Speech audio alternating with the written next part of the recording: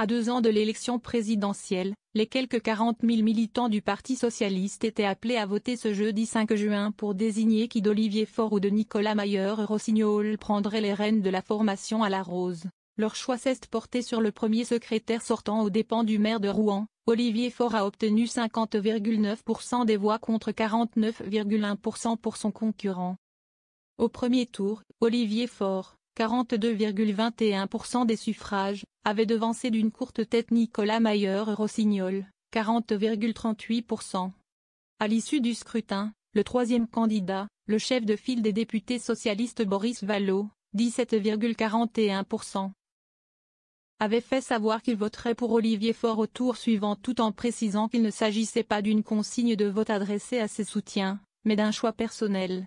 Merci aux militantes et militants qui me renouvellent, ce soir, leur confiance, a déclaré Olivier Faure sur X. Le principal enjeu au cœur de cette élection était la stratégie d'union de la gauche prônée par le Parti socialiste en vue de la présidentielle 2027.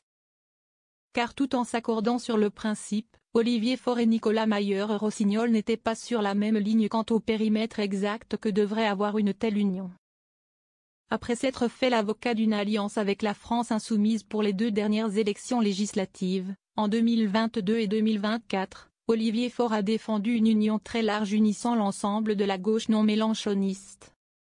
Un arc allant de Raphaël Glucksmann, le leader de Place Publique, à un ex-LFI tel que François Ruffin.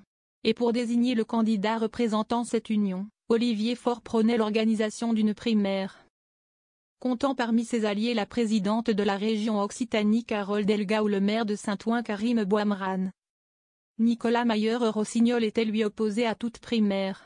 Il considérait également que la meilleure des stratégies pour sa formation était de faire un grand parti socialiste visant à rassembler ceux qui sont au PS et ceux qui sont à l'extérieur comme Raphaël Glucksmann, Benoît Hamon ou l'ex-premier ministre Bernard Cazeneuve. Nicolas Mayer-Rossignol et ses proches ont aussi reproché à Olivier Faure de gérer le PS de façon clanique et de faire preuve d'ambiguïté vis-à-vis de Jean-Luc Mélenchon et de LFI alors qu'Olivier Faure a multiplié ces derniers mois les déclarations pour prendre ses distances avec le leader de la France insoumise.